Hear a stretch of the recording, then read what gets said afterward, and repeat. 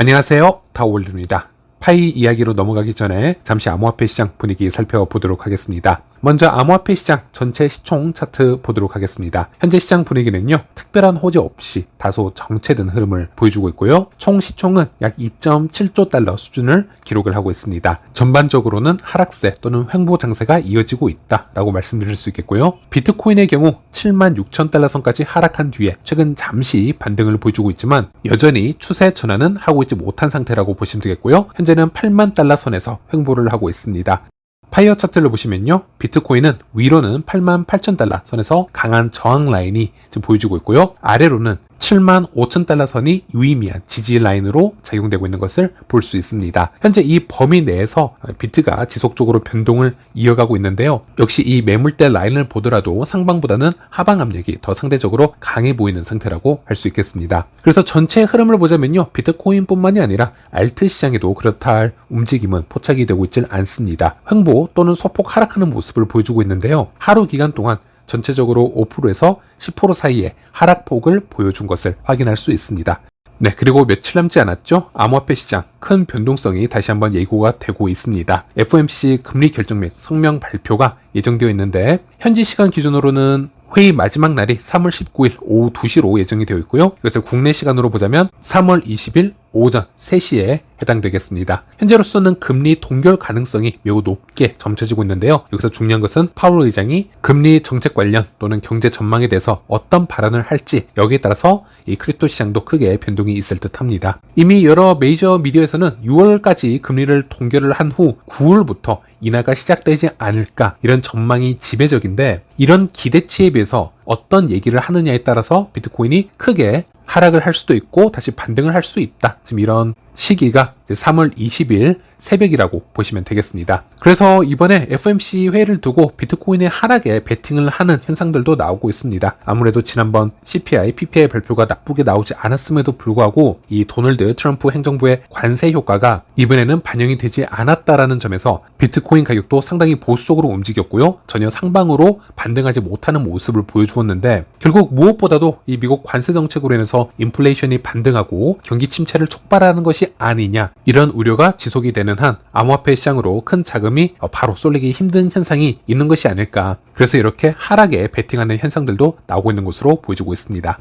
네, 그리고 또 하나의 문제점이 이 비트코인 다음으로 시총 2위 자리를 오랫동안 차지해오면서 불장 때마다 알트 시즌의 신호탄을 만들어 왔던 크립토, 바로 이 이더리움이 지금 큰 문제가 되겠는데요. 이더리움이 작년부터 올해까지 힘을 전혀 쓰고 있지 못하고 있습니다. 현재 이더리움은 2,000달러 선이 붕괴가 되었습니다. 그래서 현재 1,880달러 선에서 움직임을 보여주고 있는데요. 사실 제 채널에서도 저 역시 이 크립토의 전문가라고 할 수는 없지만은 작년부터 이더리움이 내러티브를 잃기 시작을 했다라고 여러 차례 말씀을 드렸습니다. 그만큼 이더리움 관련해서는 전반적으로 분위기가 좋지는 않았다라는 부분이었고요. 이더리움 홀더들은 내가 왜 이더리움을 보유를 하고 있어야 되는가? 이더리움이 다른 암호화폐와 근본적으로 무엇이 다른가? 여기에 대해서 명확하게 설명을 할 수 있어야 되는데, 이제 이런 게 내러티브라고 할 수 있는 것이죠. 그리고 이런 내러티브가 쌓이고 커뮤니티가 강화가 되면서 결국 이더리움의 가치를 좀 더 높게 형성을 해주게 되는 것인데, 하지만 이더리움이 확장성이나 스마트 컨트랙트 생태계라든지 어떤 DApp 생태계 등 여러 측면에서 이제 다른 프로젝트에 비해서 월등히 앞선다라는 인식을 만들어내지 못하고 있습니다. 결과적으로 시간이 지날수록 솔라나나 다른 신규 프로젝트들이 점차 점유율을 빼앗고 있기 때문에 이런 상황이 지속이 된다면 이더리움이 장기적으로 보았을 때 시가총액 2위 자리를 위협받을 가능성도 있다, 이렇게 말씀을 드렸는데, 자, 문제는 이런 흐름이 실제로 빠르게 진행이 되고 있는 것이 아닌가, 지금 이렇게 의심을 해볼 수 있을 정도로 이더리움이 힘을 쓰고 있지 못하고 있습니다. 그리고 이런 현상이 심화가 되면요, 단기적으로는 전체 암호화폐 시장이 함께 타격을 받을 가능성 충분히 있습니다. 현재 몇몇 미디어 분석에 따르면요, 이더리움이 이 상태로 하락이 지속이 된다면 조만간 1,000달러 아래로 하락하는 시나리오도 불가능한 것이 아니다. 그럴 경우에는 아직 이더리움 위에서 수많은 디파이 시장이 연결이 되어 있기 때문에 여러 연쇄 반응을 일으켜서 암호화폐 시장 분위기를 더욱더 불안정하게 만들 가능성, 그런 부분도 생각을 해봐야 된다, 이런 기사도 나오고 있습니다. 그래서 일단은 너무 최악의 옵션으로만 바라보는 느낌도 없지 않아 있지만, 현재 상황을 좀 더 조심스럽게 분석을 해보자면 이런 상황까지도 염두를 하고 이 시장을 보셔야 된다, 이 부분을 말씀을 드리고 싶었고요. 그리고 겉보기에는 대부분의 크립토들이 횡보를 이어가고 있지만은 미세하게 분석을 해보자면요, 조금씩 차이점들을 좀 만들어 나가고 있습니다. 예를 들어 리플 같은 경우에는 FDV라고 해서 완전 희석 가치 총액, 이 금액이 이더리움의 시총을 앞지르면서 리플은 오히려 큰 잠재력을 보여주고 있고 이더리움이 주춤하는 모습을 좀 확인할 수 있는데요. 참고로 여기서 리플의 FDV라는 것은 이 XRP의 현재 시장 가격에 유통되지 않은 토큰까지 모두 포함을 해서 곱했을 때 나오는 시가총액을 얘기를 하는 것입니다.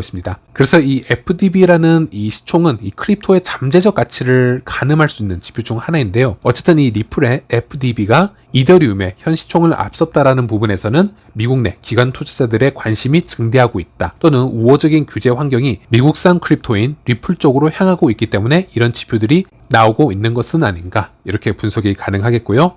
네, 그러면 이런 과도기 속에서 현재 파이의 상황 살펴보도록 하겠습니다. 파이는 여전히 코인마켓캡 기준으로 시총 11위 자리를 지키고 있습니다. 이 시총 11위 정도면요, 유독 다른 프로젝트들보다 많이 상승을 하거나 하락을 하게 되면 충분히 이 순위가 바뀔 수 있어야 되는 위치가 맞는데요. 파이가 출시 이후에 한 달 동안 지금 11위를 지금 기록을 하고 있기 때문에 파이가 아직까지는 홀로 크게 상승하거나 하락한 변화는 아닌 것으로 여겨지고 있고요. 그리고 최근에 가장 큰 이슈는 아무래도 3월 14일 파이데이 이후에 파이의 가격 변동 이슈가 되겠습니다. 3월 14일 파이데이를 맞이해서 여러 호재 뉴스를 기대를 했던 파이 커뮤니티와 미디어들이었는데요. 첫 번째로 파이데이 공지가 상대적으로 너무 늦게 출시가 된 부분이 있었습니다. 이로 인해서 파이데이가 되었지만은 너무 조용했기 때문에 차트상의 가격과 이 커뮤니티 분위기를 고려해 보았을 때 실망 매물이 빠르게 나오기 시작한 것을 볼 수 있었고요. 그리고 뒤늦게 공지가 나왔을 때 그 공지의 임팩트가 그렇게 강렬하지는 못했다라고 평가를 할 수 있겠습니다. 이번 업데이트의 핵심은 파이 도메인 경매였는데요. 물론 이 경매 시스템 자체에 대한 여론은 반반 나뉘어지고 있습니다. 하지만 더 중요한 문제는 이것이 여러 공지 중 하나였다면은 큰 문제가 되지 않았을 것 같습니다. 하지만 이번 경매가 이번 메인 업데이트 중 하나였고 다른 중요한 업데이트는 나오지 않았기 때문에 3월 14일에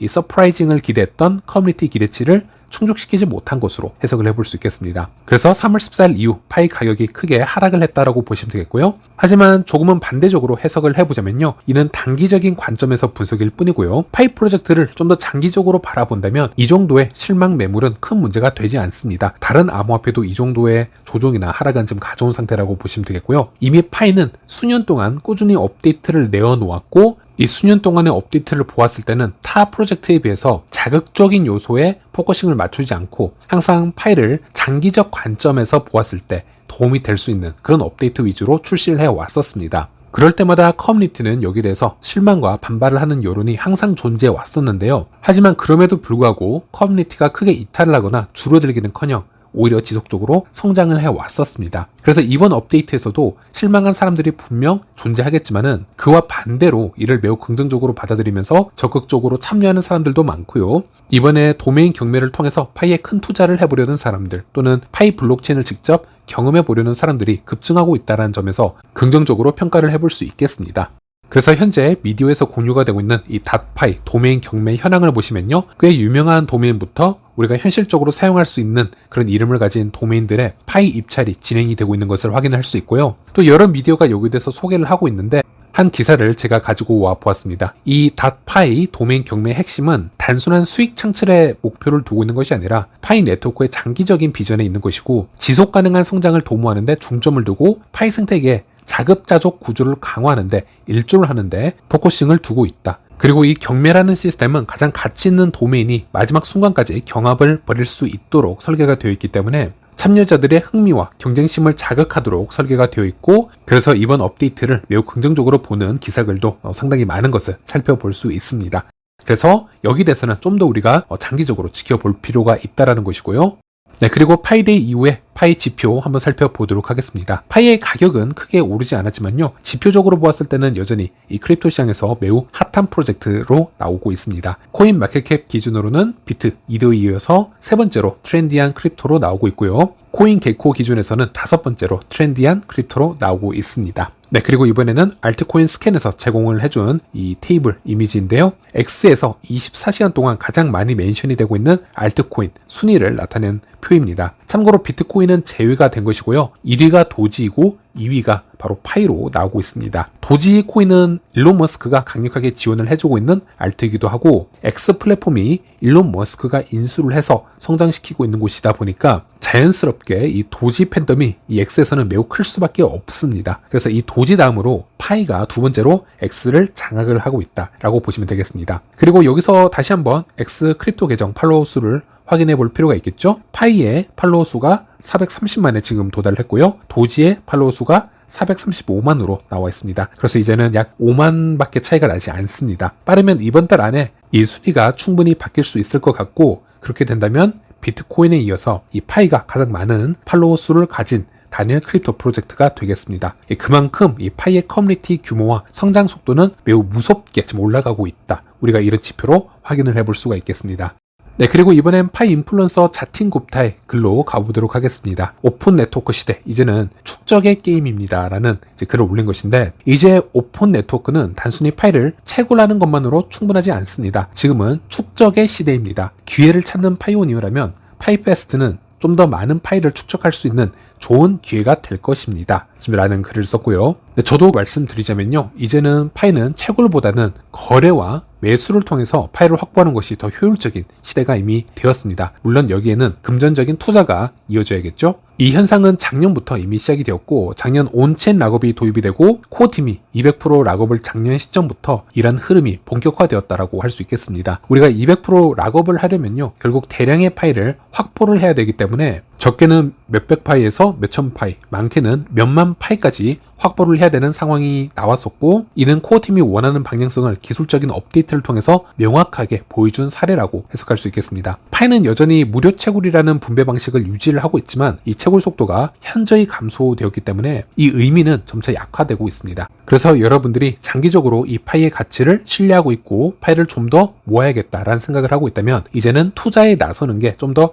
효율적인 시기이다. 저도 이렇게 말씀드릴 수 있겠고, 앞으로 거래소에서 디파이 시장에서 또는 이 파이 P2P 거래를 통해서 파이를 적극적으로 매집해야 되는 시기가 언제가 가장 적합한지 이런 눈치 게임을 하고 이런 내부적인 지표를 분석을 해보는 것도 매우 중요한 시기가 도래했다라고 말씀드릴 수 있겠습니다.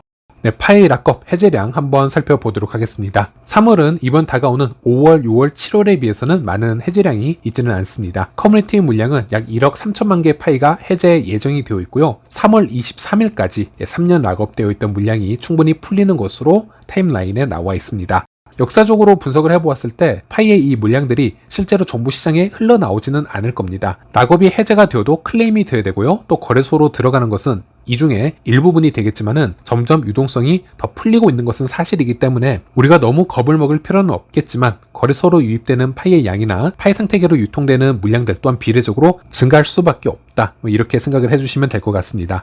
현재 거래소에서 보관되고 있는 이 물량은 약 3억 개 가까이 증가한 것을 볼 수 있습니다. 이 또한 파이의 유통량이 늘고 있기 때문에 이 수치가 증가하는 것은 자연스러운 현상이라고 보시면 되겠고요. 또 보관량으로만 보자면 OKX 거래소가 가장 높고 그 다음 비트겟, 그 다음 게이트 IO 순위가 되겠습니다. 하지만 이 보관량과 다르게 파이 거래량으로 순위를 매겨보자면요, 게이트 IO에서 가장 많은 거래가 이루어지는 것을 볼 수 있고 파이의 전체 36% 거래가 이 게이트 IO에서 이루어지고 있다라고 보시면 되겠습니다. 그리고 그 다음이 비트겟 거래소이고요. 그 다음 거래를 일으키고 있는 거래소가 바로 OKX 거래소가 되겠습니다.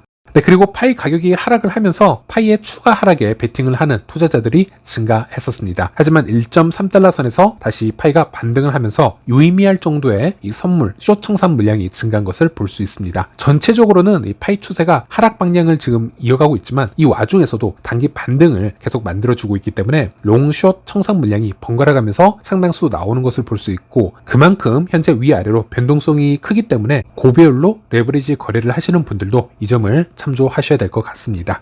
네, 마지막으로 정리해 보도록 하겠습니다. 결국 우리가 파이를 제대로 이해를 하기 위해서는 당연히 이런 단기적인 흐름 놓쳐서는 안 될 것 같습니다. 왜 파이 가격이 상승하거나 하락하는지 그 요인이 무엇인지 파악을 해야 되고요. 또 거시적인 관점에서도 이 시장의 흐름을 읽는 것도 매우 중요할 것 같습니다. 파이에 문제가 크게 없어도 파이의 가격은 하락할 수 있습니다. 현재 비트코인 및 모든 암호화폐 가격이 상승을 하지 못하고 있고요. 그런 이유도 동시적으로 이해를 하셔야 되고, 그래서 파이의 가격도 영향을 받고 있구나, 이런 부분도 보셔야 됩니다. 즉 파이의 가격 하락만 보고 파이의 프로젝트를 비판하거나 이 모든 것을 부정적으로 반응하는 사람들의 말에 우리가 크게 흔들릴 필요는 없습니다. 오히려 그런 분들은 외부 상황들이 지금 어떻게 흘러가는지 이해도가 전혀 없는 분들일 가능성이 매우 높고요. 앞으로 파이는 이런 스트레스 테스트 수없이 거쳐갈 것입니다. 어찌 보면 호재가 나와도 가격은 떨어질 수 있고요. 악재가 나와도 반대로 가격은 상승할 수 있습니다. 그런 상황도 연출이 될 수 있고, 이러한 역사성을 만들어가면서 우리가 해내야 되는 부분은요, 파이의 가치를 제로로 수렴시키지 않고 수억 명에서 수십억 명의 유저를 확보하는 것이 매우 중요하다고 할 수 있겠습니다. 진정한 암호화폐 혁신, 파이의 진정한 가치는요, 바로 그 시점에서 시작이 될 수 있습니다. 현재는 파이가 이제 막 데뷔한 시점이라는 것 절대 잊지 마시고요. 파이는 현재 충분히 잘 헤쳐나가고 있고 좋은 업데이트를 해나가고 있다, 이런 말씀을 드리면서 마무리하도록 하겠습니다. 네, 오늘은 여기까지입니다. 좋은 하루 되시길 바라겠습니다. 시청해주셔서 감사합니다.